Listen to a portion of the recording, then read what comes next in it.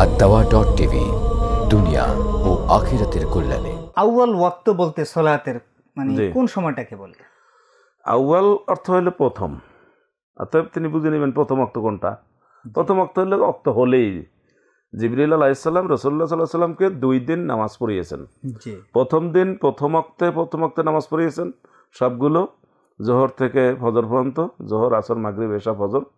আর দ্বিতীয় দিন পড়িয়েছেন ওই নামাজগুলো এই ওয়াক্তের শেষ সময়ে, এবং শেষে বলছেন যে আপনার ওয়াক্তের মাঝামাঝি। সুতরাং আউয়াল ওয়াক্ত হলে প্রথম, অর্থাৎ আউয়াল শব্দটা আমাদের বাংলা ভাষাভাষী মানুষের অনেকের জানা না থাকলে তিনি বুঝতে কষ্ট হচ্ছে যে আউয়াল অর্থ হলে প্রথম ওয়াক্তে নামাজ পড়া। ওয়াক্ত হয়েছে তো নামাজ পড়বে, যেমন 12:15 জোহরের ওয়াক্ত হয়ে গেছে, এখন তিনি 12:15 দিকে 12:30 দিকে নামাজ পড়বেন। কিন্তু আমাদের দেশে প্রচলন হয়ে গেছে 1:30, 2টা, 1টার আগে মোটেও না, 1টার আগে চিন্তাই করা যায় না। অনুরূপভাবে আসরের ওয়াক্ত নিয়ে একটা পার্থক্য আছে, বড় ধরনের পার্থক্য। হানাফি মাযহাবে হলো 2 মেসেল হওয়ার পরে আসরের পড়বে, যেমন আমরা এখন পড়ে থাকি 4টায়, যেটা কাঠি দিয়ে মাপতে হবে। আর এখন ক্যালেন্ডারও পাওয়া যাবে, সে আর একটা হলো 1 মেসেল, অর্থাৎ 3টার সময়।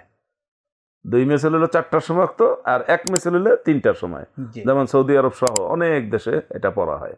এটা হলো আসরের রক্ত নিয়ে একটু মতভেদ, অন্যগুলো সব ঠিক আছে।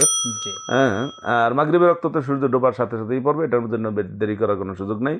এশার রক্ত দেরি করে পড়াই ভালো যদি সেরকম ব্যবস্থা থাকে। তবে সাধারণত আমাদের দেশে যে নিয়মে পড়ে সেটা ওয়াক্তের মধ্যেই হয়, এবং এটা আউয়াল ওয়াক্তে হয়ে থাকে।